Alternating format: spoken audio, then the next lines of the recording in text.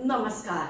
कुछ योग व्यक्ति के जीवन में धन दिलवाते हैं और कुछ योग व्यक्ति के जीवन में सम्मान दिलवाते हैं। कुछ योग व्यक्ति के जीवन में सुख समृद्धि वैभव को लाते हैं जो केवल कर्म से नहीं मिलता है, पूर्व के पुण्य कर्म का भी उसमें हाथ होता है। आज हम इस वीडियो के माध्यम से लक्ष्मी योग के बारे में बात करेंगे, जो योग ये बताता है कि आपके ऊपर माता लक्ष्मी की विशेष कृपा है। लक्ष्मी योग के 5 प्रकार के बारे में जानेंगे। महालक्ष्मी योग, त्रिमहालक्ष्मी योग, अष्टलक्ष्मी योग और नवलक्ष्मी योग। ये 5 प्रकार के महालक्ष्मी योग बनते हैं व्यक्ति के जन्म कुंडली में ग्रहों की विशेष स्थितियों से।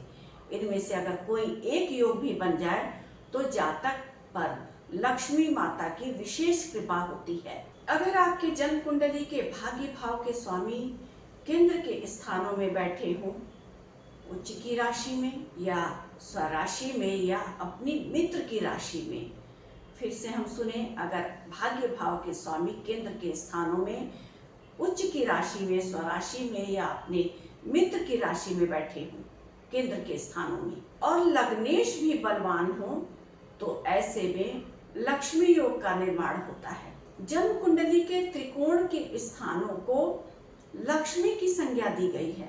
अगर मूल त्रिकोण का स्वामी जाकर के केंद्र के स्थानों में, उच्च की राशि में या स्वराशि में, मित्र की राशि में बैठा हो तो लक्ष्मी योग का निर्माण होता है। केंद्र के स्थानों को विष्णु की संज्ञा दी जाती है और त्रिकोण के स्थानों को लक्ष्मी की संज्ञा दी जाती है।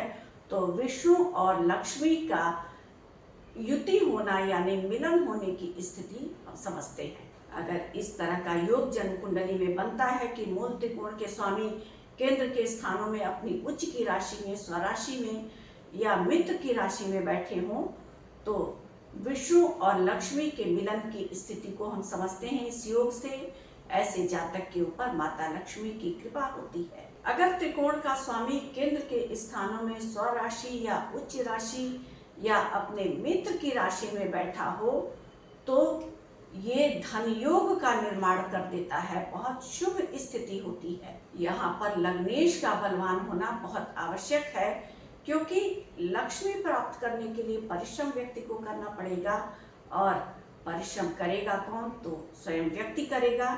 तो लग्न का स्वामी जो आपके व्यक्तित्व का स्वामी है वो शुभ स्थिति में होना चाहिए। भाग्य व्यक्ति का कितना भी मजबूत हो, अगर लग्नेश कमजोर है यानी उसका शरीर कमजोर है, अस्वस्थ है व्यक्ति, तो उस भाग्य का लाभ नहीं ले सकता है अपने जीवन में। अगर लग्न का स्वामी जाकर के त्रिकोण में बैठा है जन्म कुंडली में, यानी लग्नेश कुंडली के त्रिकोण भाव में बैठे हों, 5वें में या 9वें में, और दूसरे भाव का स्वामी जो धन भाव का स्वामी है वो लाभ भाव में जाकर के बैठा है, दूसरे भाव पर किसी शुभ ग्रह की दृष्टि पड़ जाए, तो ऐसे में महालक्ष्मी योग का निर्माण हो जाता है। इस सूत्र को हम फिर से समझें। अगर लग्न का स्वामी 5वें भाव या 9वें भाव में बैठेगा तो व्यक्ति ज्ञानवान होगा, बुद्धिमान होगा, भाग्यवान होगा, और धन का स्वामी ग्रह लाभ में बैठ जाएगा, धन भाव पर किसी शुभ ग्रह की दृष्टि पड़ जाएगी, तो ऐसा व्यक्ति अपने बुद्धिमत्ता का प्रयोग करके जीवन में परिश्रम के साथ धन अर्जित करने वाला होगा और लाभ प्राप्त करने वाला होगा। अब अगर धन भाव का स्वामी लाभ भाव में जाकर के बैठ गया या लाभ और धन के स्वामी का युति हो गया केंद्र या त्रिकोण के भाव में, तो ऐसे में धन योग का निर्माण हो गया। अब तीसरा सूत्र है कि अगर 5वें और 9वें भाव के स्वामी पर केंद्र के शुभ ग्रहों का दृष्टि पड़ जाए, यानी पंचम और नवम के स्वामी युति बनाए हों या उनका भी दृष्टि संबंध हो और केंद्र के किसी शुभ ग्रह का दृष्टि पड़ जाए पंचमेश और नवमेश पर, तो ये भी धन का बहुत बड़ा योग बन जाता है। यानी त्रिकोण के स्वामी पर अगर केंद्र के स्वामी की दृष्टि पड़ गई शुभ ग्रह की, देवगुरु बृहस्पति, बुध या पक्ष बल से मजबूत चंद्रमा या शुक्र ग्रह की दृष्टि पड़ गई, तो महालक्ष्मी योग का निर्माण हो जाता है। अष्टलक्ष्मी योग में छठे भाव में बलवान राहु होना चाहिए।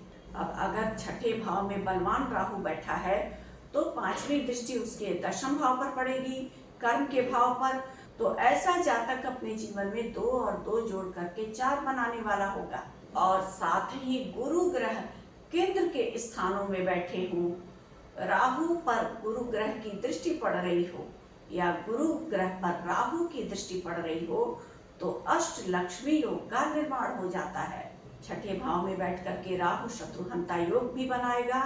और गुरु ग्रह का अगर राहु से संबंध हो गया तो ऐसा जातक बुद्धिमान भी होगा, अपने बुद्धि और परिश्रम के बल पर अपने जीवन में उन्नति को प्राप्त करने वाला होगा। दिमाग के साथ यानी बौद्धिकता के साथ उसका परिश्रम जुड़ गया तो माता लक्ष्मी की कृपा होती है ऐसे जातक पर। अगर लाभ भाव का स्वामी केंद्र के स्थानों में बैठा है और अपनी दृष्टि से लाभ भाव को देख रहा है, ये संबंध गुरु ग्रह और मंगल ग्रह के साथ हो सकता है।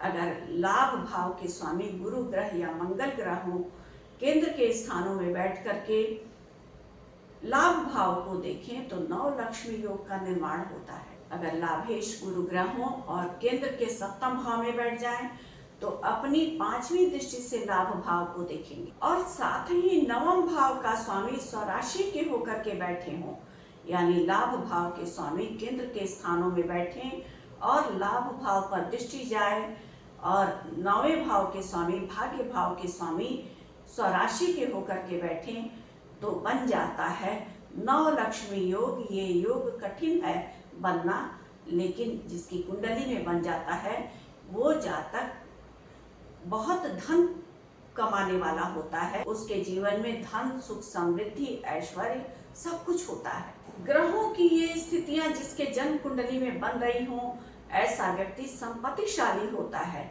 और धन केवल व्यक्ति को सुख और ऐश्वर्य ही नहीं देते हैं बल्कि सामाजिक प्रतिष्ठा भी देते हैं। व्यक्ति ऐसे कार्यों को करता है जो समाज के हित में हो और सम्मान और प्रतिष्ठा पाता है जिसके जन्म कुंडली में ग्रहों का इस तरह का संयोग बन रहा हो। ग्रहों की ये स्थितियां लक्ष्मी योग का निर्माण करती हैं। तो आज कुछ सूत्रों के माध्यम से हमने लक्ष्मी योग के बारे में जाना। उम्मीद है आपको हमारा ये वीडियो पसंद आया होगा। हमारे वीडियो को लाइक करना ना भूलें और हमारे चैनल को सब्सक्राइब करना बिल्कुल भी ना भूलें। धन्यवाद।